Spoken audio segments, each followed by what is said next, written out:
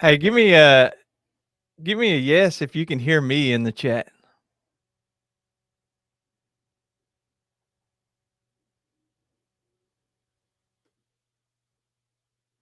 All right.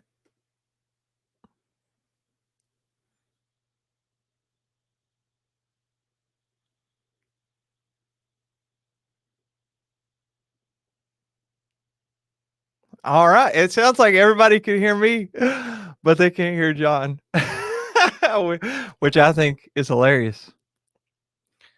John, why don't you leave and come back and rejoin us?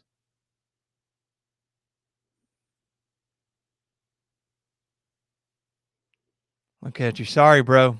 I can't hear you.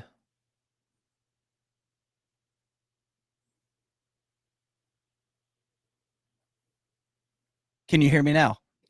Hey, I can hear you, bro. I'm not gonna lie to you. I literally walked away to get something to drink, and when I sat down, the sound stopped working. I had to turn off our board and then turn it back on. You're straight, bro. Let's just reset. Good now. I'll edit all this out. The only people who will ever see it are those people watching right now. All I'm going to say right now is Midwest Backpacker Tech Troubles. If you need help with the live stream, just let me know. I'm an expert. Bro, no. Poor guy, man. I watched their stream. Yeah.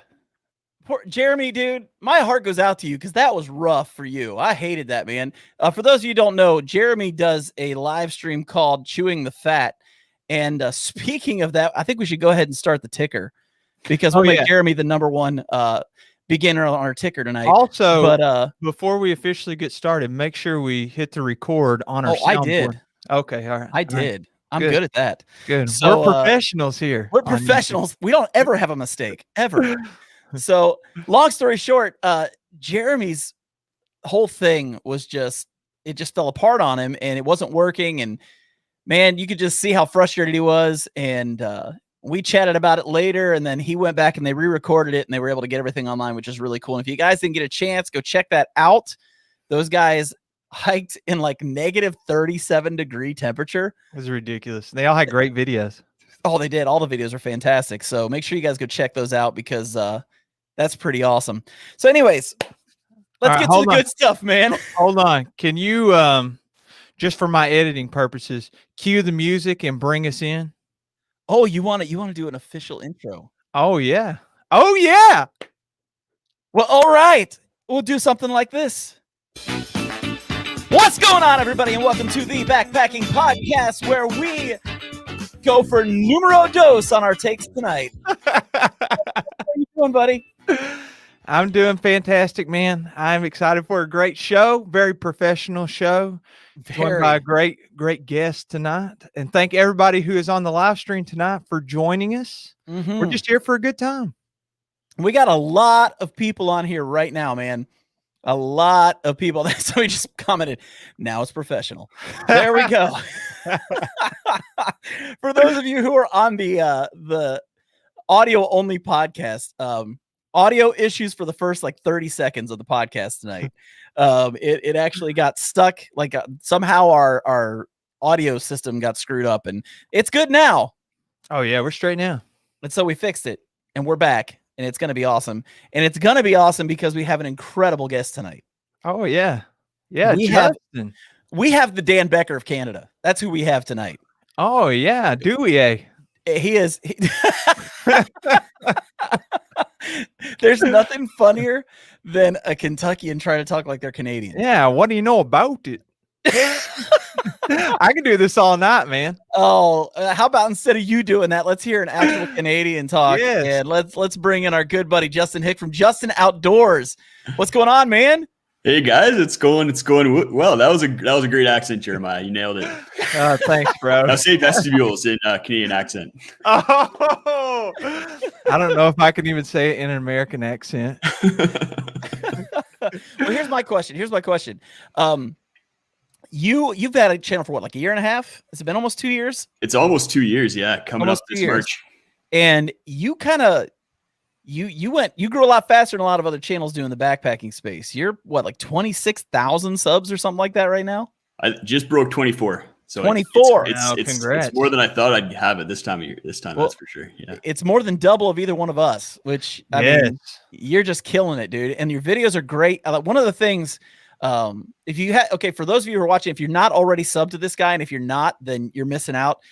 Great content and probably the best facts and what's the word? The figures, just all the information. You're really good at like putting out stuff that other people don't necessarily mess with, like explaining what R value is and how it works more specifically than maybe anybody I've ever seen. Your statistics on things. What are you a teacher? What is it that you do that makes you so like geared towards the specifics on things? Yeah, I'm just a nerd. Like I think I've been I've been starting to use the term slightly nerdy for my videos, because I think that's kind of the approach I take. And I do a ton of research. I get right into it. I get in the nitty gritty. I enjoy it. Yeah. So that's what I do on the channel with the videos, is just get into the details that I find enjoyable, and then hope other people do too. Now, whenever you are like thinking of video ideas and stuff, what is your typical creative process? Let's say that you're like, okay, well, I want to release a video on Wednesday this week, and today is Sunday. So you got a few days. What's your creative process like? What's going through your head as you're starting to think about what you want to film and how to do it? Yeah, it's definitely not that short of a process for me. I have a spreadsheet. I have a lot of spreadsheets, but I have one with video ideas that's 300 ideas long. So normally I just go there and I take a look at what ideas I want to talk about, what kind of I'm interested in at the time. Sometimes there's something comes up, or I get a question from the comments, and someone will ask me like, what is our value? And I'm like, oh, it's a great question. Or I recently got a whole bunch of comments on my video that says quilts are better than sleeping bags. Very controversial topic. And people are just kind of blasting me with a whole bunch of different things. So I was like, well, I need to address some of these comments. So made a video about some of the myths about quilts. And it's usually just addressing the comments. The viewers are kind of my inspiration for a lot of video ideas. That video is good, man. I'll watch that. I'll say it's funny because you two are actually a lot alike. Just because Jeremiah also has a master list of about 8,000 ideas for his videos. And I'm curious, this is just a curiosity of mine. I want to see what the differences are between a Canadian backpacker and an American Kentucky backpacker. I guess I can't say American because we're all American because you're North American, we're North American. Yeah. So we'll say a bluegrass backpacker and a Canadian backpacker. I want to see what the differences are between the two. So we're going to try something new tonight, and we're going to call it rapid fire.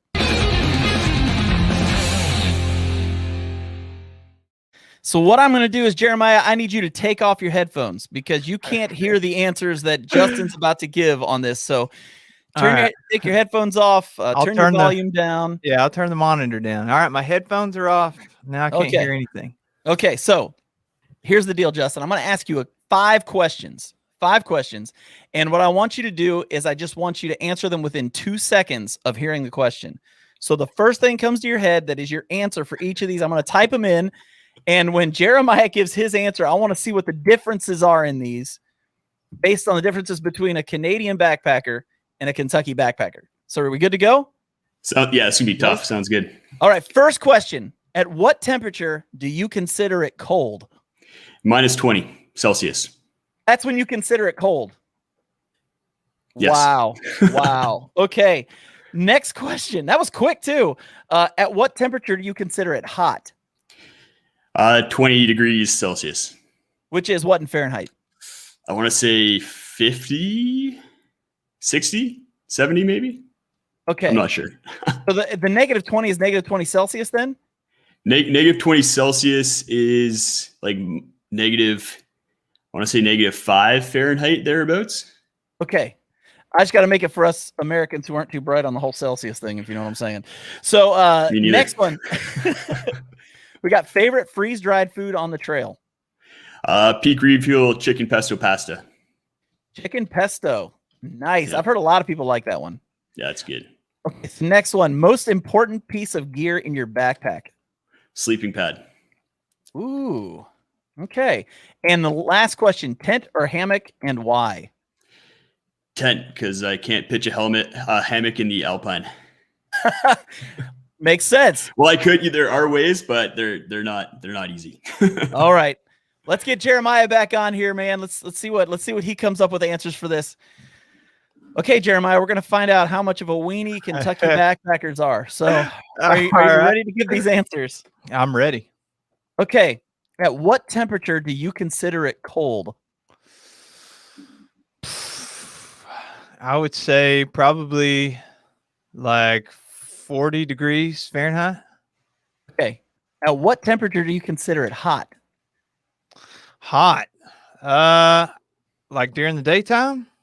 At all, period. What would you say is just hot? Hot is probably like 85 degrees Fahrenheit. 85 degrees. Okay. What is your favorite freeze-dried food on the trail? Freeze-dried. I've been trying these good-to-go meals, but I don't know if I have a necessarily favorite. Pick one. You got to go quick. I'm going to say the homemade freeze-dried meal that one of my buddies gave me on the long trail. It was chicken tacos. Chicken tacos. Okay, Yeah. that works. Okay. Most important piece of gear in your backpack. Oh, in my backpack, I would probably say my map. Map. Nice. Tent or hammock and why? Wow. Hammock as long as they're trees because it's more comfortable. Very cool. For me. Okay. So let's compare these answers and let's see the difference between Canada and the US. So at what temperature do you consider it cold, Jeremiah? You said 40 degrees? Yes. Justin said -5 degrees. Oh my gosh. Oh, I gotta show you this, Jeremiah. It's below 30 degrees Celsius at night throughout the entire year here. Oh my gosh. I don't know what that means. Sorry, I mean 30 degrees Fahrenheit, below freezing every night. Yeah. Yeah. That So apparently terrible. 2 seconds in Kentucky is a long time. All right. At what temperature do you consider it hot? Jeremiah, you said 85. Mhm. Justin said 50. Wow. No, bro. Big differences there. Favorite freeze-dried food on the trail. Justin likes the Peak chicken pesto pasta from Peak Refuel. And Jeremiah likes chicken tacos. So chicken is a favorite here. So we got that going on. Most important piece of gear, Justin said the sleeping pad, which is a great answer because sleep is very important. And Jeremiah said a map. And if you've ever hiked with Jeremiah, that makes sense because Jeremiah can get turned around on a trail pretty easy. And then tent or hammock and why. Justin said a tent because most of the places he goes, you can't hang a hammock. And which makes me think that if he could, he would. Yeah. Where are you going that is a barrier between you and hammocks? So some of the higher alpine spots, the trees are really spindly and tiny, hard to pitch a hammock there or hang a hammock. I see you don't pitch a hammock. Yeah. I want to try hammock camping. Maddie Outdoors really wants to get me in a hammock this summer. Oh, Maddie's great, man. Maddie's the guy I need to go backpacking with. Maddie made his own hot stove. Yeah, he did. It was awesome. Yeah, you need one of those.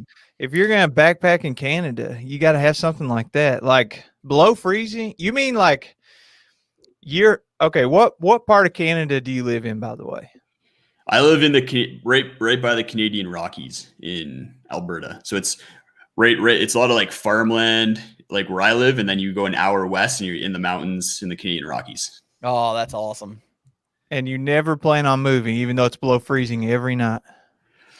Probably not. I don't know. I think about it. I'm like, if I could live anywhere in the world, where would I live? And honestly, it always comes back to right here. That's awesome. That's how I feel about Kentucky, man. So we gotta look at some comments here. One of them, the Kentucky fast answer equals 20 seconds. That's that Kentucky education, baby. And then the next one, Jeremiah's counting 2 seconds in Kelvin. That's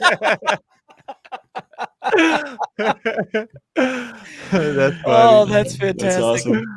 Come on, Jeremiah, you aren't Southern if you ain't eating squirrel. Hey, have you had squirrel, Justin? No, I've heard it's delicious though.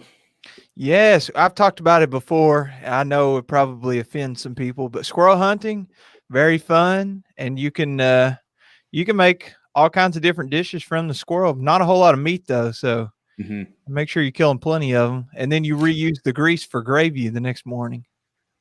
Interesting. You'll have to make me a freeze-dried meal, squirrel meal. Oh my God! Does that much grease freeze dry well? I don't know. That sounds disgusting. That just sounds awful. That sounds like it's going to come back and look like slime. But we did find out, though, that for the record, 20 degrees Celsius is 68 degrees, not 50. So that's not as bad. That's almost 70 degrees Fahrenheit. So, Justin, you're not as you're closer on the heat than what we thought. So that's good. That's almost 20 degrees difference. So let me ask you something, man. What got you into doing YouTube? You guys and all the other YouTubers. It was kind of like I guess that's what kind of triggered the idea in my head, and then the reason why I eventually pulled the trigger and started a channel and making videos was I'm always like the gearhead with my friends. I'm always one who's researching things, giving tips, advice. A lot of the time I have a little bit more experience than people I'm going with and kind of lead the trips, and everyone's always like, tell me what to buy. What should I buy? Like, plan the trip for us. And that's what I was doing. And then my friends started getting sick of how much I talked about gear all the time with them. So I figured I'd chat with the viewers and the people out in YouTube world and kind of get it off my chest a little bit more. And it's been a good outlet.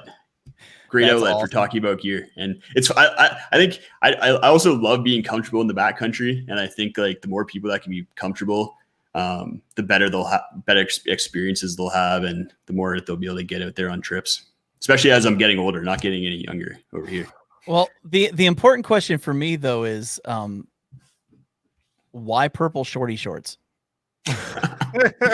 Everyone always chirps my color choices. And one guy nailed it. He was making fun of me, but he got it right. It's because it's the colors that are always on sale, and I'm a cheapskate. There you go. There you go. I could go with that. I could definitely go with that. So my channel is basically it's centered around helping you raise your quality of life on trail, and it's really geared toward getting you into to backpacking, like getting over those first initial hurdles, what gear to buy, and like learning from other people's mistakes.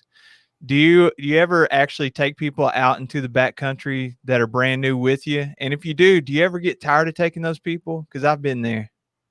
Not very often. I think it's been a couple of years since I took out kind of like really fresh backpackers, and sometimes in unique scenarios. Like I took my girlfriend a month ago or so on her first winter camping trip. So sometimes things like that are like people at their first like long trip of like 4 or 5 days, but usually they have some sort of backpacking experience when I go with them. Yeah, I can see it being tough taking newbies out all the time.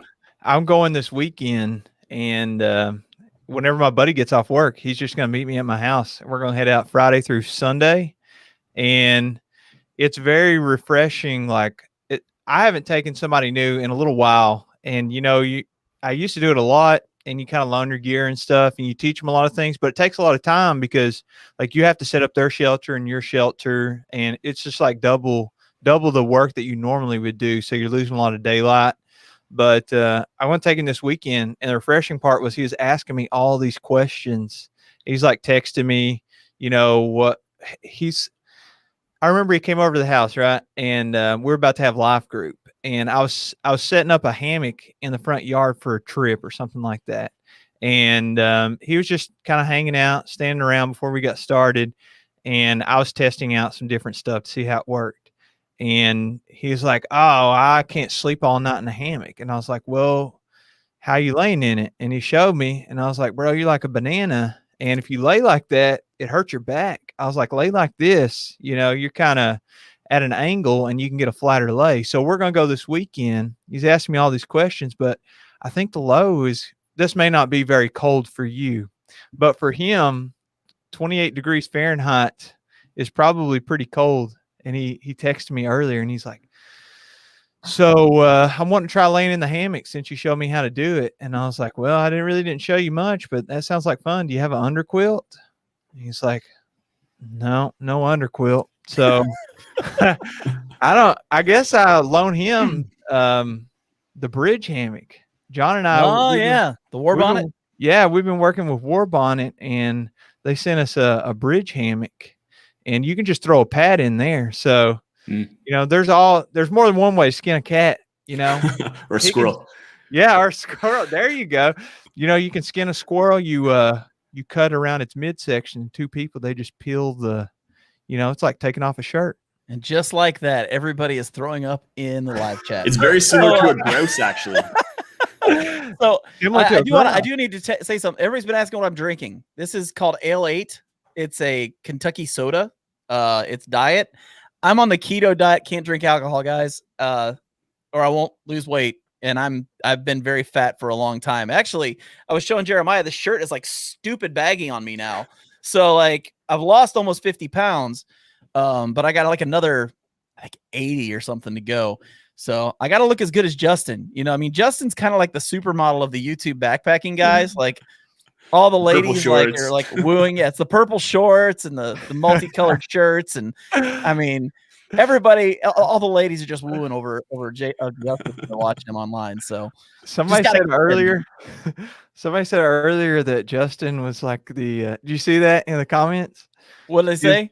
It looks like the hate baby of Dan Becker and Kyle Hates Hiking. That is hilarious. Oh, speaking of that, I got to bring back up the news. The little ticker. Yeah, this is probably the easiest one we've ever written before. But Kyle O'Grady of Kyle Hate Hiking now uses a camp chair. Hey, let me ask you this, Justin. This is something I really like to ask guests because it gives us some context into your world.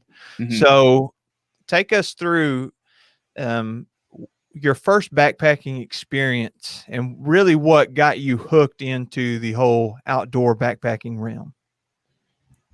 Yeah, I have kind of a bit of a unique journey because I grew up on the East Coast in Ontario, and a lot of the trips that happen out there, it's more canoe-based travel. So that's what I start for backcountry camping and travel. That's what I kind of started with, were canoe trips. And I can't even remember my first one. Like my family's been into camping and canoeing and hiking forever. So I probably would have been on like before I was a teenager getting out on overnight trips. And then it wasn't actually till I came out west here that I really started getting into backpacking. And I'd already had that experience from canoe camping and all that. So it wasn't like a really tough transition other than putting everything in a backpack versus a canoe.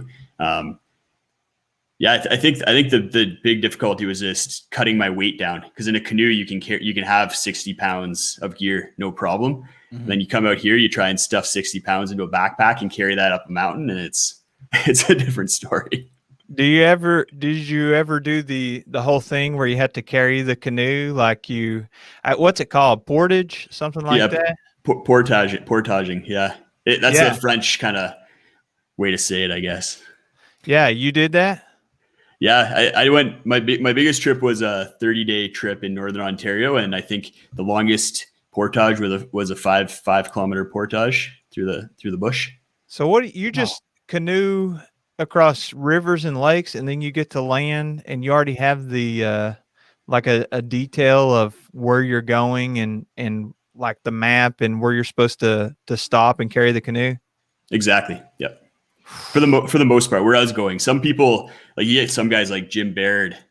He has a YouTube channel. He just he picks a river and he says, I'm going to go down that river, and he camps wherever he can and has to cut his own trail through forests for his portages. And it can get pretty hardcore. Well, he's hardcore, but his girlfriend or wife, I'm not sure which it is, but who goes with him, she's just as hardcore as he is. Like, there's some of those episodes where I watch them and I'm like, man, she's tougher than he is. And he's like him and his brother were on Alone together, weren't they? They were. Yeah. Yeah. Yeah. Oh my gosh. Yeah. She's a tough lady. I watch her and I think, man, I am a bad man. Like, I'm just not good at being a man. She's better at it than I am. I'm just curious. Like, you grew up in the East Coast. When you moved to the West Coast, what was your reaction when you first saw those Rockies? I'm home. Yeah, I actually came out here for ski trips before I moved out here. And then when I was doing grad school, I came out here for a winter and was a ski bum for the winter. And then that kind of got me introduced, and that kind of locked it in as far as moving out here once I started working and got a job and all that. But so you do the backcountry skiing too? Yeah. Man, I tried skiing. Couldn't really get off the bunny slopes. It was my first time. I remember it was embarrassing. What? You just got to make the pizza. Bro, so here's my initial thoughts. They were having this like college special. So I had this group of friends that we all met in college and hanged out all the time. And then we went up to, I think it's like Paoli Peaks or Pacific North or something like that. That's up in Indiana. And there's some special, it was like $20-$30 and it paid for everything. You just hang out with your friends, if you have a college ID. So I went up there and I was like, I did a little skateboarding whenever I was a kid, did a little inline skates, that kind of thing. This can't be too hard. So I was like, give me one of those snowboards. Those look super cool. And then I got it out there and I strapped in, literally could not stand up. I tried probably for 15 minutes, tried standing up. Somebody had helped me, but then whenever I fell down, I couldn't stand back up. Still don't have the hang of it. And I switched to the skis, stuck to the bunny slope. And then one of my friends was like, hey man, let's go down this one little section. And it wasn't too far. You just go down. Didn't look too sketch, but it was like, I don't know. They have these rating systems like double black diamond or something like that. Yeah. So I was like, I don't know, man. He's like, oh, you're a big sissy. And so he challenged my manhood. I was like, what? No, bro, I'll go down. Let's go. And then we all got down there and everybody was like, oh, who's going first? I don't really know about this. And I was like, I'll go first. So I went down. I don't know. It's probably 40 miles an hour. And I was like, man, if I fall right now, I'm definitely like breaking a leg or breaking an arm or something. I just got to hold it out, cruised right out, man. Got down to the lift. What are they called? The lifts that take you back up to the top. Just chairlift. Yeah, the chairlift took me back up top. Your legs are dangling like 30 feet off the ground. Yep. Fall out of that, you'll die.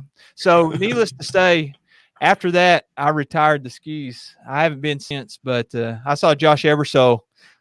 We got this group text. He's texting about how skiing is, especially backcountry skiing, is quite a bit harder than it looks, man. Yeah, you get into the powder and it can be tough. Yeah, but it's fun. It sounds like you're a pro. You could come out here, hit the Rockies with me, and go for a ski. Only if there's a video camera. That's only if there's a video camera. I'll have GoPros everywhere. If he does that, I want to see every single bit of that.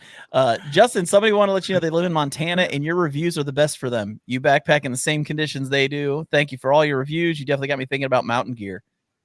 So, nice. So there you go, man. Okay, so go ahead, so how long have you been backpacking now? Like how many years would you say you've been actually backpacking? It's like 7 or 8 years now.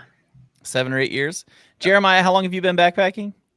My first trip was June of 2018, I believe. And I was 2015. Now, I grew up like you, man, like the canoeing, the camping and all that. So I was super familiar. We go ginsenging, or you just like go out in the woods and hunt. Now, stop for a second. You just said a phrase nobody understands. I live in Kentucky and I barely understand only because you had to explain to me. Let everyone know what ginsenging is.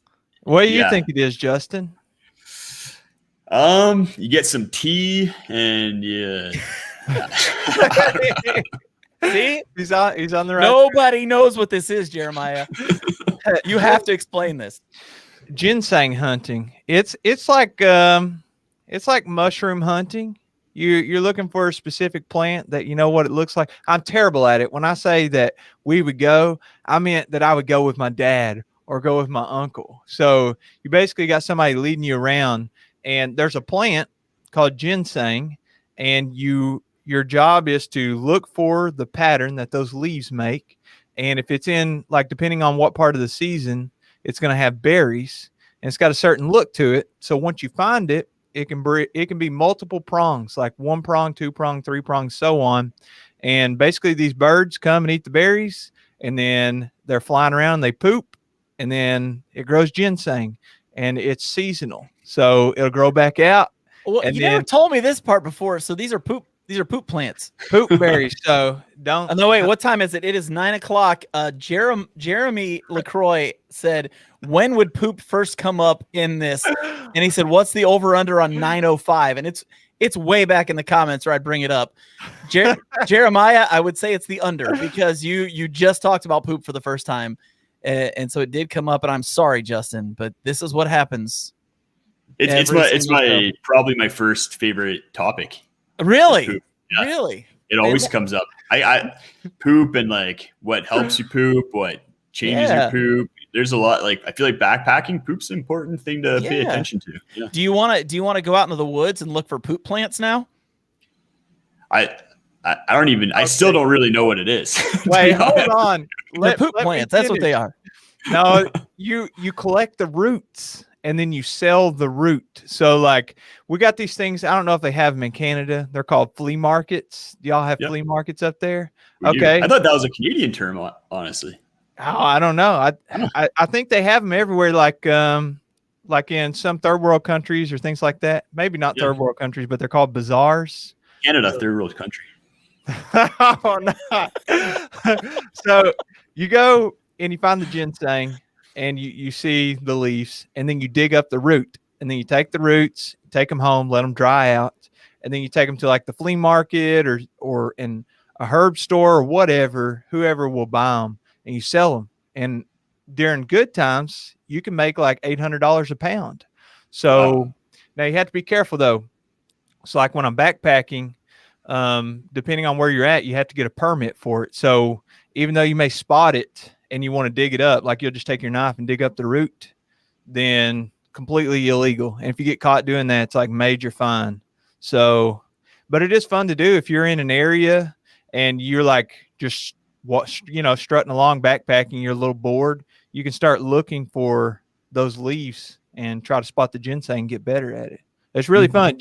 Ginseng. Sorry for those people in the comments who are correcting you're linguistic racist is what you are. I get hit. I feel your pain, Jeremiah. I get hit with that all the time. People telling me I should take elocution lessons and learn how to pronounce things properly. It's brutal. I've hunted for sang. Yes. See, it sang. There's a TV show on the History Channel about it. They were hunting mushrooms, like morel hunting. I know Jason Wish does that. It's not that weird. Yeah. I know he's singing. Yeah, Tom. So, anyways, so I got a question for you. You know, there's a lot of really cool Canadian YouTubers right now that are a lot of fun. There's you, there's Jesse from Backcountry Forward. You got Maddie from Maddie Outdoors, and you guys are all up in a similar area, aren't you? Yeah, we live like 3 hours. Maddie, Jesse, and I all live within 3 hours of each other. We live in the same province within Canada. Yeah. Do you guys have any plans of getting together and doing some backpacking, or are we going to see you guys doing something together at some point? Or I've done 2 trips with Maddie so far, and none with Jesse. I haven't met Jesse in real life outside of just chatting with him. But hopefully, I think if fingers crossed, we both end up being able to hike the Great Divide Trail this summer, and I'll be able to pass him on the trail. Oh, is that what you're planning on doing? Are you going to do the Great Divide Trail? Yeah, that's the plan. I think, I've kind of hinted at it on my channel a little bit, but haven't really kind of announced it. But I think we're getting to the point where, it's being announced. There it is. What's the deal, bro? This is why our podcast exists. We bring you the breaking news from the world of backpacking and YouTube. So, dude, that's awesome, man. So how long is it? Tell us a little bit about the trail. That's something really fun to talk about. Let's hear about the trail and the length and what you're planning on doing. Yeah, so it continues from the end of the Continental Divide Trail. So it starts there and then continues through the Canadian Rocky Mountains up to about midway up before the Rockies end, right along the Continental. It just continues along the Continental Divide. And it's 1,100 kilometers, which I'm not sure in miles. That's probably like 800, 700, 800 miles, somewhere in there. Wow. And you can do it. Most people do it in around 50, 60 days, but I can't take that long off of work. So I'm trying to do it in 35 to 40 days. Hopefully it's gonna be some big days. And the tough thing with the Great Divide Trail is it's quite a bit different than like especially the PCT, where you're on meter wide double track most of the way. Yeah. There's places where there's no trail. Otherwise it's just single track of unmaintained trail. It's pretty wild and a lot of navigation involved. So it can take a lot of time, a lot of up and down. Every day is thousands of feet of elevation loss and gain. So yeah, it's going to be a fun trip. I'm looking forward to it. So have you started training for it? Yeah, I have it right over that way. I bought a treadmill, right, and I put it in front of my TV and put a little stand for my laptop. So I spend my mornings answering emails for work and walking on the treadmill, and we'll watch some TV, walk on the treadmill, and just put in miles every day. Well, here's the $1 million question. Are you going to film it? I'm gonna film it. Yep. I'm not sure how I'm gonna film it or anything like that, because you only get 3 times where you actually get cell phone reception on the trail. So it'd be tough I can't really do like a daily upload. So yeah, I'm still figuring that out, but definitely gonna film it. It's gonna be one of the bigger things that I do in my life. So I'm looking forward to be able to capture the memories. Well, that'd be awesome, man. I had to tell you, man, in my experience, I did the long trail, which took me about a month with resupplies and everything. And filming it makes it so much harder, but I'll be really impressed if you're editing and that kind of stuff on trail. But a lot of people hate me for this apparently, and they keep asking. But when I did the long trail, I filmed most of it. Well, I can't say most of it. It was very easy to film at the beginning, but your body really gets worn down and you're just worried about putting in miles. Mm-hmm. So you film less and less in my experience. But then I got back and I made a couple of videos, which was like the first few days, then really lost motivation to finish editing all that footage. People still comment all the time whenever I say something about my experience on the long trail, blah, blah, blah. And then they're like, well, when's those videos coming? So if you can upload on trail, that would be very impressive. That's actually not what it is. He yellow blazed most of the trail. He just didn't want people to know And so he yellow blazed it, hitched most of the trail and didn't want people to see that video. So he didn't get footage. But we all know what fake happened. news. That's We fake all know news, that happened. Yeah, that would be pretty awesome. Are you going to take your Canon M50? Probably not. No, I've been really on my trips. I've been using my GoPro a lot, and I just mount it to the top of my trekking pole, and it makes it really easy just to like quickly get shots and just shove it in the ground, do the classic walk by, or just hold it up as a tripod in front of you. I think I've been practicing for the GDT on how to film quickly and efficiently, and I think that's what's gonna help to be able to do it. I watched your trip video. I don't remember where you were, but it was a fairly recent one, the last couple of months. And so the trip videos, a lot of people make them, right?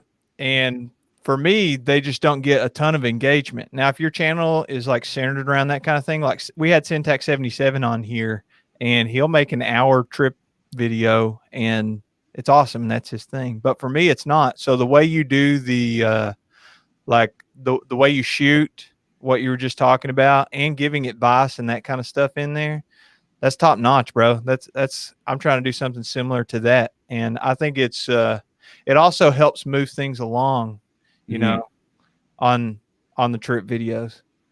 Yeah, that's what I found. I've really been enjoying like teaching as part of the trip, because I think before I was just kind of filming and I was saying like, this is a waterfall that's on the trail. We're at the camp now, but now it's kind of like taking people along. Like, this is my routine when I get to camp, and teaching people about that. And I'm having a lot more fun with it. And then I think my viewers are having more fun, and it's resulting in views and a lot of engagement. People seem to be happy with it. So it's working, and I'm happy about it, because it makes it more fun all around.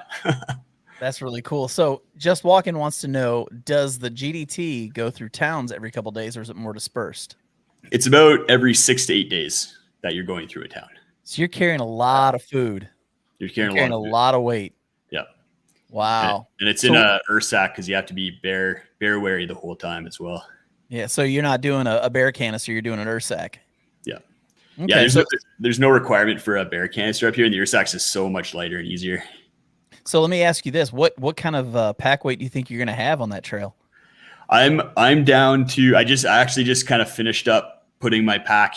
I just got like the last piece of gear for my gear list, and I'll be at around 9.9 pounds with bear spray and the Ursack and everything like that. So it's I got it pretty light. So even with food, you're looking under 30 pounds with that many days of food. I'll be hitting just 30 with food and water. Yeah. Wow, that's impressive, man.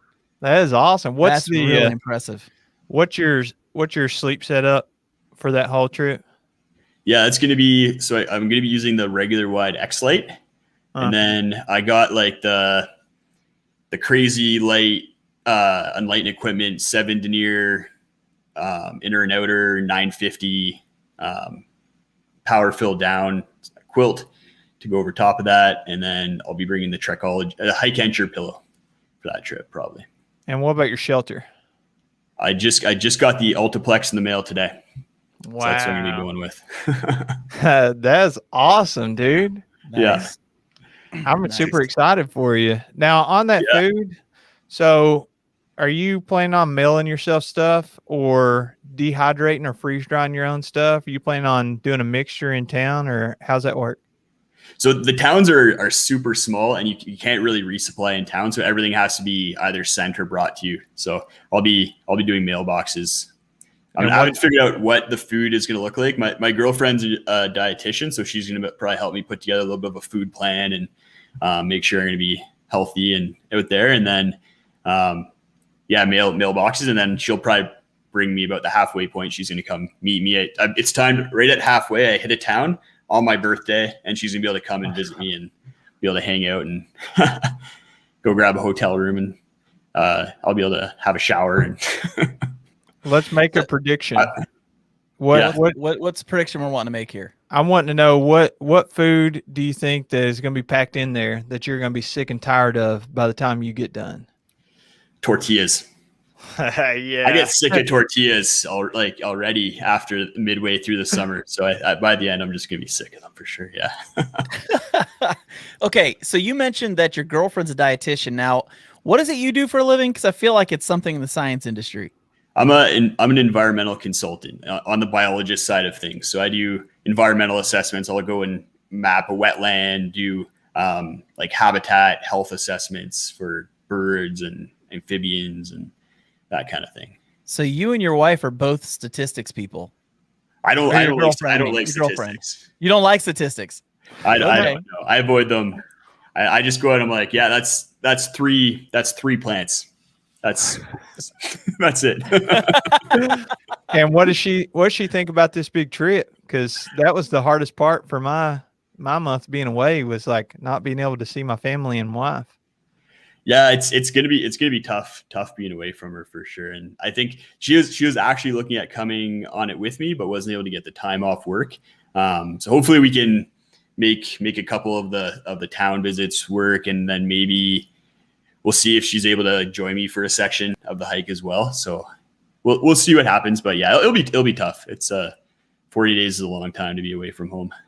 You took her on her first trip not too long ago, and she's talking about her first winter camping trip. Yeah, the hot tent, right? Yeah, exactly. She's been backpacking for a while. It's been a few years now for her. I started to say she's diving in head first, man. Like first trip last month, and then why not? Yeah, she's tough. She could do it easily. Yeah. That's awesome. Well, somebody is asking a question about one of your pieces of gear. Says that you use the Ether Light XT pad, and why? For me, it's just the comfiest. I find like it has kind of little dimple baffles as opposed to horizontal baffles, and like the tensor has little dimples, but it's still like a hybrid horizontal baffle dimple system, whereas the Ether Light XT is just pure dimples, and I find I get no pressure points with it at all. With the tensor and then the X-Lite, I'll sometimes get pressure points and my arm will fall asleep if I'm sleeping a certain way. So it's just by far the most comfortable pad for me. So you're taking the X-Lite just because it's going to be lighter? Yeah, it's like half the weight. Yeah, I got the Nemo Tensor Alpine, which is supposed to be warmer than the Nemo Tensor. I think it's more comfortable than the X-Lite personally, but the X-Lite's what I used whenever I was through hiking, and it gets the job done, but I got cold. You're not worried about getting cold? No, not really. The X-Lite's been fine for me down to minus, what would that be? Down to about like 15 degrees Fahrenheit. Yeah, that's about what Jeremiah, did you not hear our questions from earlier? What he considers cold and what you consider cold? I know, bro. It's literally 45 degrees of difference. I know. 45 degrees. I watched the video, and he's setting his tent up in the snow. He's talking about how to set it up in the snow and how to stake it down. And I was like, I got no idea. He's like, yeah, if you're wondering how I do the tent stakes, I have these specific stakes made for the snow. And I'll be like, man, if you were to just throw me in that environment, I'd probably just die. I would have no idea. It'd be a slow, painful death, losing. Jeremiah's first question would be like, are we eating squirrel? And if not, kill me. Are the squirrels hibernating? Kill me. Yeah, you live in it, man. I don't know. Though it's just so cold. Yeah, you get used to it for sure. I even notice between the seasons, like it'll start being summer here, and I'm so used to wintertime that I'll start wearing shorts when it's like just above freezing. And then you go through the summer and it's like 78 degrees all summer, and then when the fall hits, and I'm like, so you get used to it for sure. Oh yeah. We've been told Jeremiah needs an X-Therm to summer camp. I'm gonna say something, Jeremiah. I'm gonna defend you a little bit. Jeremiah lost 100 pounds. And I can tell you, like, having this extra weight on you is insulating. And so when you've lived most of your life with an extra 100 pounds on you, and then all of a sudden that's gone, all that insulation's gone, you do get cold quicker. So, I mean, you're still kind of a weenie, but it gives you some of an excuse. Well, everyone's different. My girlfriend gets cold really easily too, and bring her the X-Therm. And I know Jesse, he gets really cold. So everyone's different. Yeah, that's one of the beauty things about backpacking is like you can talk about gear forever because everyone needs different things. And Right. Well, if I could go back and like whenever I was shopping and picking out that first sleeping pad that had an actual R value, I picked out the X Lot just because that's what I saw online, and that's what the other people were using. And it's okay, but I probably would have went with the X Therm for real, because you can. I don't think that it's going to make you sweat any more than you're going to sweat in general. It's really hot and muggy down here in the summertime. So like, there's been times where I've taken a sleeping pad without an R value. I'm sure it has something, but it's just a cheapie off Amazon, and just straight up like a flat sheet you'd use on your bed to cover up with. And since it stays so cold up there, you don't have to really worry about sweating in your sleep. But down here, I would go back and I would buy that X Therm, because even though it costs more, it's like more versatile. You know what I mean? Yeah. You should take a look at the Etherlite XT is coming out with an extreme version this spring with an R value over 6. So that might be good for it. Yeah, it's gonna be like 6.2, I think. That sounds really heavy. Don't take that in the summer. It's gonna be about 800 grams. So I think that's high 20 ounces. I would take that. Just under 2 pounds. That's about the weight of an underquilt, like a cold weather underquilt. So I mean, that's not terribly heavy, really. I would carry a 2-pound sleeping pad if it were really comfortable, and I wasn't, because I'm a side sleeper, and my arm, like you said earlier, will like fall asleep, or even if it doesn't, you just wake up and you're not comfortable. Yeah, you're kind of stiff. So Justin, we're being told that you should tell us about eating jackalope. You eat mythical creatures? Like, tons of protein. I didn't know this. Like, I don't even know. A man of wonder and mystery. What's a jackalope? Okay, you've never heard of a jackalope? No. It's a jackrabbit with antlers. Oh, okay. Like an antelope and a jackrabbit. Oh, it's a made up thing. It's made up. It's not real. It's just when I saw somebody say that, I was like, I gotta throw that up there. There's just no way around it. So when you got into backpacking, you said you came out of portaging. Were you one of these guys that you got in and the first thing you thought was you want to get as ultra light as possible? Or were you just more like, I have no clue what I'm doing, I'm just going to buy whatever from wherever and just go? So I think I was pretty lucky in the fact that I had that backcountry travel base. So I kind of already had some of the gear and some information. So I was able to kind of look at things and be like, no, I could work with the ultralight gear and be comfortable with it. So I felt more confident going with the ultralight gear. So that's the route I took. I probably went pretty ultralight pretty quickly relative to some other people's journeys out there. And I think that just has to do with the comfort. And that's why like going ultralight right from the beginning for a lot of people doesn't always work, because it does take a certain level of comfort in the backcountry and a little bit of skill to do it safely and properly. So I was lucky in that regard that I was able to go ultralight, because having a light pack is so nice. Oh yeah, for sure. On this trip that you're doing, that you're through hiking the GDT, what with the base weight that you're taking, what kind of pack are you taking? So I'm going to be taking the Mountain Smith Zerk 40, because it's one of the only packs that doesn't have a hip belt that can carry up to 30 pounds decently that I've come across. I think it's not as mainstream, not as well known, or not as popular. I don't know. There's a guy that was on my last backpacking trip. I went with another group and I hadn't met him, but he had one. And that's the first one I'd ever seen on trail. Of course, sometimes you're not paying attention, but somebody commented and they were like, whoa, you don't see that every day. Is that a pretty rare pack? I think it's pretty rare. I don't see a lot of people. I've never seen one up in Canada here. The only place I've ever seen them is on YouTube. So I don't think it's a super popular pack. I know it's pretty new as well. Mountain Smith's only had it out for a couple of years and they were running low on stock last year. So yeah, we'll see not having a hip belt isn't for a lot of people. So I don't think it'll ever become really mainstream. People like a hip belt's a nice thing to have. I just like having the free hip. I like being like my legs just be able to like have big strides and go. And how heavy do you, In the wintertime, how heavy is your pack? Is it any different than what you were talking about before? Are you still like at 10 pounds in your my winter pack's usually like 30 to 40 pounds. Okay, I was gonna say, like for like a night or two. Yeah, it's heavy. Yeah, I was gonna say you're not doing the Zerk on that kind of weather.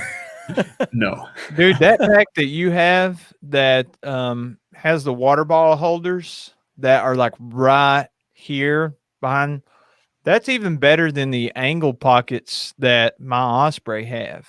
But I thought that's what I found. Was that an Osprey?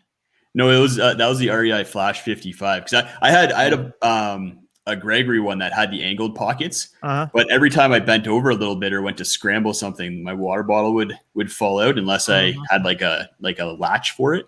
With these ones, I can they're just right there. They're awesome. It blows my mind that these aren't on every single pack. I actually reached out to Hilltop Packs and I was like, do you guys think you can make a pack with this? And he never really bid on the idea. I have to let you guys know we've crushed dreams. Jackalopes aren't real. Spoiler. I suppose there's no Easter bunny either. Sorry, guys. We hate to crush your dreams and aspirations in life. Sorry, Jeremy. Those water bottle holders that goes on your shoulder, like John, I think you use one. That for me, and you like you said earlier, everybody's different, and that's why you could talk gear all day forever. Those things are very uncomfortable on me. Having like a 1 liter bottle, that extra 2 pounds just hanging on my shoulder, or the camera. Like if I have the camera mounted here. And I do both. I have the camera here and I have the water bottle here. Yeah. I just can't stand it. Yeah, I'm in the same boat, Jeremiah. I don't like having a lot of really heavy stuff on my shoulder. I don't know any different. Like literally, I started using that kind of stuff pretty much from the beginning. Like the water bottle, not necessarily, but I've always had like a pouch with a bunch of stuff in it on the front from the beginning. So for me, I don't really know any different. So if I didn't have water there, it'd be weird for me. But I could see if you've never used it, where it might be uncomfortable or weird. But I don't know not having gear right up here where I can just get to it easy. That's just something I'm used to.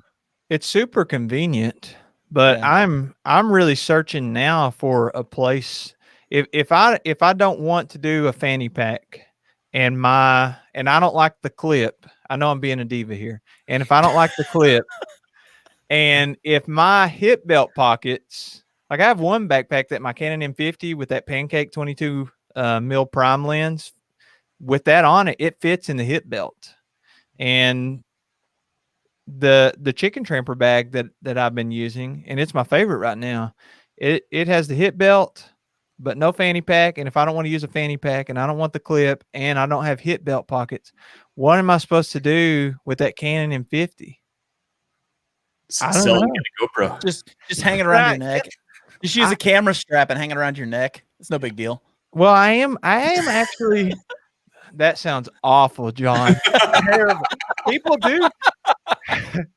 People like the chest packs. Like Hunter, he uses one that Devin Ashby, he makes them for fly fishing. It's a little chest pack, and some people like to carry them. They'll like put a gun in there, put their camera in there, or phone or whatever. I don't like the sternum strap is okay across my chest. I just feel like I'm being way too overcritical, but I don't like that stuff rubbing against my chest. To me, it's not very comfortable. But the GoPro, I'm wanting a GoPro, and I want it because I want to just do no tripod. Just pull out this just the newest GoPro, the newest one. Just keep it right here in my little cell phone thing on my shoulder strap. Just pull that out whenever I want to shoot something, dude. There I am. I'm rolling. Yep. I used the GoPro when I did the Sheltoe Trace, and that was like 323 miles. And I used the GoPro for every mile except for a few. I used my camera or my phone for a few, but it was a GoPro Hero 5 Black. Yeah. No image stabilization, and it made this awful clicking noise every time you moved. And I remember thinking to myself, I am never using a GoPro again. This sucks. This is like the worst camera ever. And now it's like they've got this like ultra smooth vibration control, image stabilization, and I've heard the clicking isn't what it used to be, where it makes that clicking Non-existent. noise. Yeah, like, And not having a case is really nice too. Like, yeah, well, I didn't have a case on mine, but Okay. well, actually, you're right. The new ones, you don't have to have any case because it's got the bottom clips, doesn't it? Yep, exactly. Yeah. So you like yours, huh? I love it. Yeah, it's I never bring out my M50 on the trail anymore. What model is yours? The Hero 8. Okay, so they got the Hero 9 now, and I'm so confused. You know how whenever you go to something and then for the next forever, the rest of your life, you get ads on every single thing you do about that one product? Yeah. Okay, what's the deal? The GoPro is like $400 or $500. I don't remember how much it is. And then you can get it if you sign up for their year-long blah, blah, blah. So Richard Stamper says, I think the new GoPro actually makes toast. Yes, dude. It's like weather sealed. They've improved those things a lot. Yeah. So what's the deal? You can sign up for this thing and all of a sudden the price instead of $500 is $349. Do you know anything about this? Say what now? Say that one more time. Okay. If you want to know what I'm talking about, anybody, all you got to do is go Google GoPro Hero 9 right now. And I promise you, it's going to fill up every feed you have with ads on GoPro. It's basically says like they have some kind of subscription thing. And if you sign up for it for a year, it's free and it knocks $150 off the GoPro price. Mm-hmm. Yeah, we don't get deals in Canada, so I have no idea what you're talking about with that. Yeah. Well, I don't know either. I assume it has to be something like, okay, they re-up your subscription and it costs X number of dollars or whatever. Yeah. There's always a catch. Yeah. There's always a catch. But I'm definitely worth it. I'm wanting that GoPro. So I started riding a motorcycle and you can mount that like on your helmet.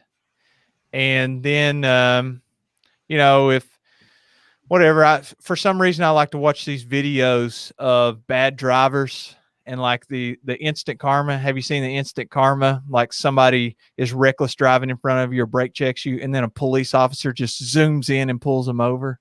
No, I haven't seen that.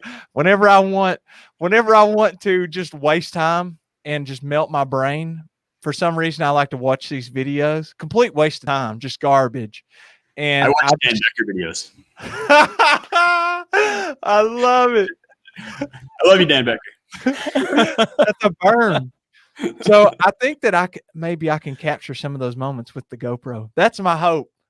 So, okay, I'm going to show you this right now because I'm on the GoPro site, and just since we're talking about this, you made me do this. Oh, here you go. So I'm on the site, and they've got Save Big on Hero Black, $349.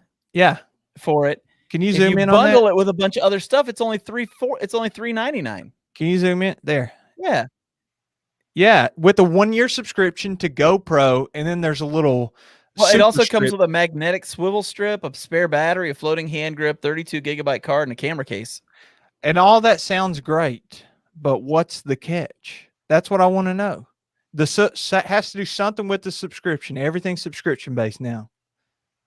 It's probably they do that assuming you're going to forget that you have a subscription, and then when it comes up time to re-up the next year, they're not going to remind you, and you're just going to pay them $100. Yep, that's got to be it. That's probably what it is. That's probably what it is. I'm going to go order one right now and cancel the subscription. That's what I'm going to do. I'm not even going to sign up for the subscription. Sorry, Justin. I'm taking all your time talking about this GoPro nonsense. Yeah, let's get back to important stuff like cooking squirrels. Okay, let me ask you this, Justin, since we're talking about cooking squirrels and jackalopes and all this kind of stuff, what are some really interesting meats that you guys eat in Canada that maybe we don't eat down here? I'm not sure. I don't really know like what goes out. I'll just start throwing stuff out there. Like we eat bison, elk, like pheasant a lot. Not a lot, but pheasant. Beaver Tails or another one. Yeah, I'm not. Beaver Tails. Not.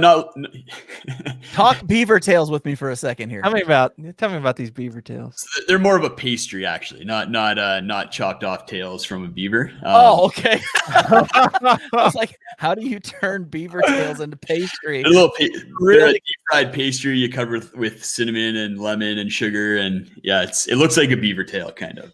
We got some people answering for you now. We've got Canadian bacon, which we all know is ham, and we've got Tim Hortons, which I'm not gonna lie, I like me some Tim Hortons, man. That's some good coffee. We don't have a Tim Hortons down here. Some places, I think, Yeah, they have in Ohio. Yeah, in Ohio, but not in. I haven't seen any in Kentucky. Yeah, it probably won't ever be in Kentucky. We've got Poutine. Now, explain Poutine for the people that are wondering what that is, because that's good stuff too. That's my guilty pleasure. It's fries. Take French fries and then cover them with cheese curds, and then lather that in gravy. And you can have we have like gourmet poutineries here where you can go and get like 50 different kinds of poutine. You get with like bacon on it, or like pierogies and sour cream and smoked pulled pork. Yeah, it's good, dude. Because okay, so what I've heard of taquerias, where you got where they make tacos. I've never heard of a poutinery. Yeah, it's there's like 3 within 5 blocks of where I live. Wow, that's pretty cool, man. That's like wild. I've had it before, and it's really good. I mean, I'm not going to be eating it anytime soon because what we talked about earlier. It's not the healthiest option.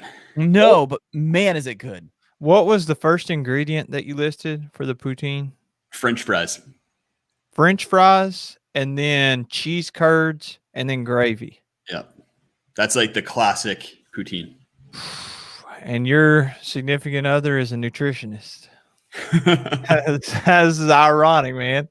Okay, this has to be. Yeah. Okay, we got to put this up here. People eat actual beaver tails. They're fatty and fishy. That's what I thought. I thought I saw it on stuff like Alone. Yeah. People eat anything up here, to be honest, so I'm not surprised. Y'all live in a different land. No offense to all the Canadians. No, man. Canada seems. I've been up there. I've been up there once, and but I was in like Toronto. I wasn't anywhere near where you are. So, is it true? Everybody's as nice as they say. In a lot of places, yeah, I'd say people are pretty nice. Like, you definitely get the stereotypical, like someone will like run into you, or you'll run into somebody and they'll say sorry to you. That happens all the time, where you run into someone and they apologize for you running into them. I think that's the classic that I encounter most of the time. But that's kind of standard, like as far as the politeness goes. Do you do you still have bagged milk in Canada? We do. Not so much where I am, though. Like, I'm in Alberta, and we kind of think of ourselves as like the Texas of Canada. That's Alberta's claim to fame. Like, it's a little bit more conservative, a little bit more redneck, has rodeos and oil and gas and all that. Still like more liberal than like New York probably. But here there's no bagged milk. Yeah, it's strange. I remember there was.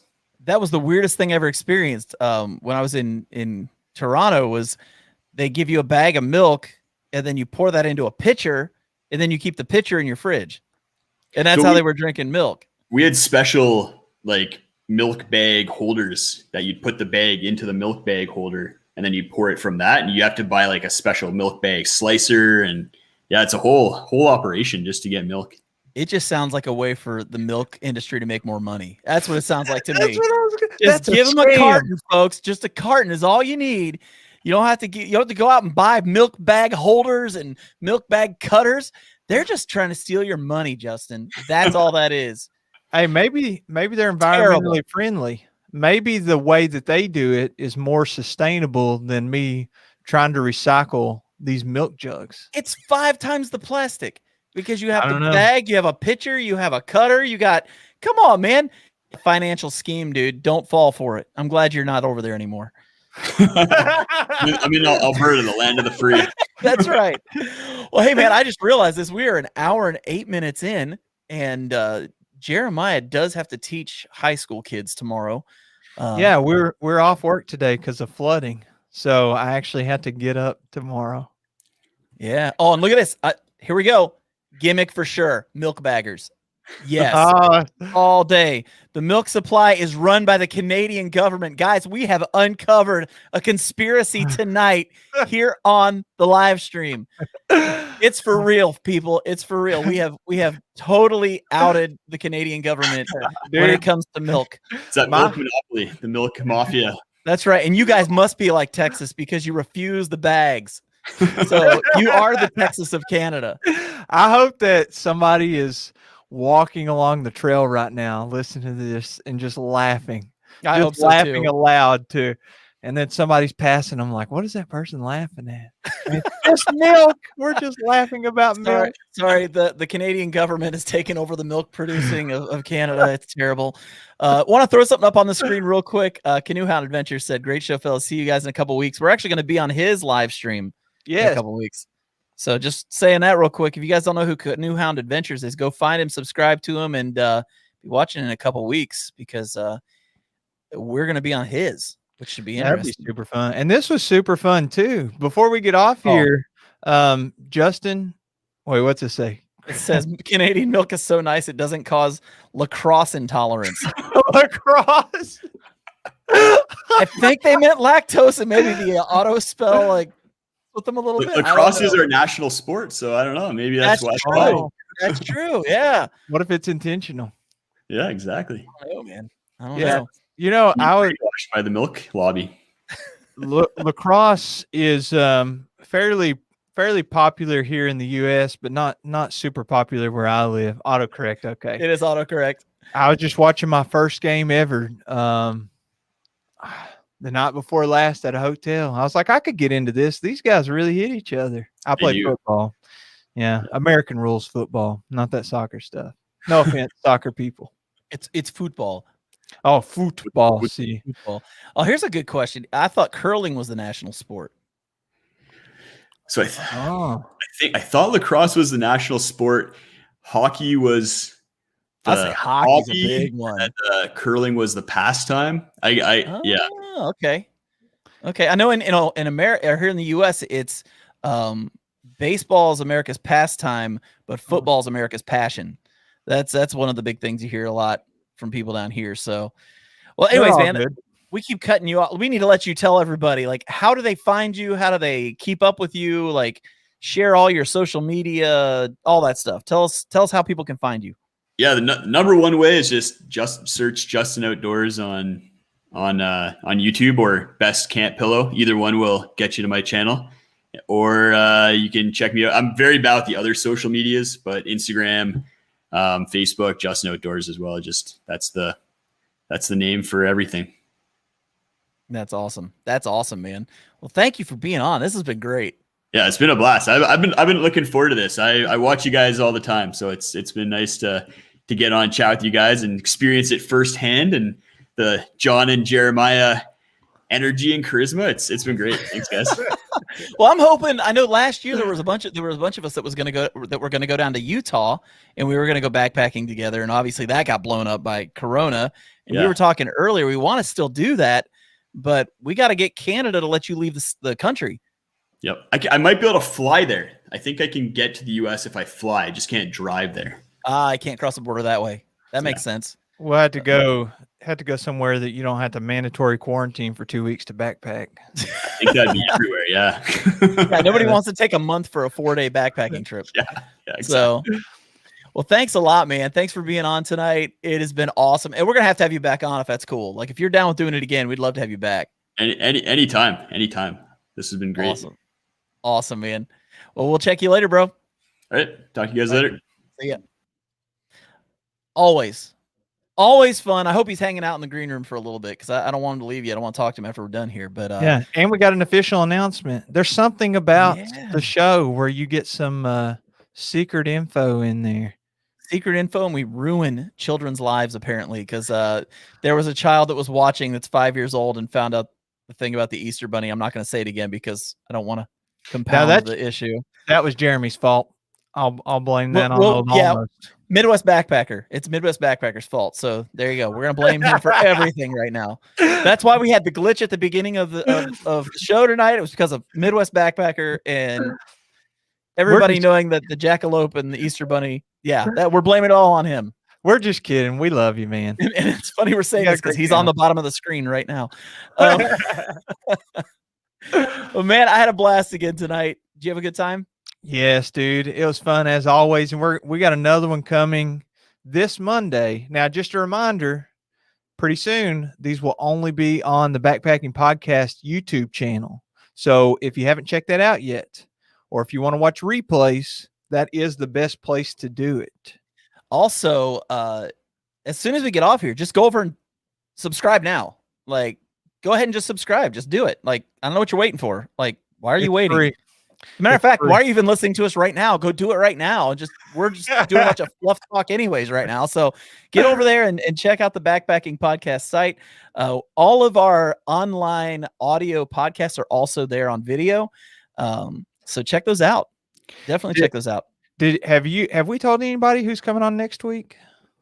No, but we probably should, because I'm excited about this one, because this is most of the people that we talk to, we've either met before or we've talked to before, but next week we got somebody who I've always wanted to kind of chat with and never had the chance. And that's Frozen from Outdoors. I'm really excited to get him on here next week. Of all the people that have done the AT, his videos from his Appalachian Trail hike are some of the most compelling ones I've ever watched. And we're going to talk about that next week. I will definitely say his Katahdin video, when he actually climbed to the top of Katahdin, is by far the best Katahdin video I've seen anybody do. And I'm not talking about, like, it's not cinema quality, that kind of thing, but just the way he told his story. Yeah. Incredible. Absolutely incredible. I cannot wait to chat with him and get to meet up with him next week. Oh, 100% agree. And shall we go ahead and say who the next live stream guest is after that? I'll go for it, man. Okay. So you may have seen this man before on the podcast. We're having him back on. It is Rue Mckinrick, who is basically, his life work is the American Perimeter Trail. And it's exactly what you would think, backpacking the entire perimeter of the US of A. So he is dedicating literally tens of years to working on this project. So, and I won't go into the following guest after that, but I will say, for those still with us, I'm a teacher, and we have spring break in April. So we will not have a live stream Monday, April 5th. Yep. So, and probably both of us are going to be backpacking at some point during that. So, oh, for sure. Big things coming, baby. Absolutely. Well, man, it's been awesome. I'm going to go ahead and sign us off, I think. All right, do it. So thanks so much, everybody, for tuning in, and we will catch you on the next one. Adios, folks.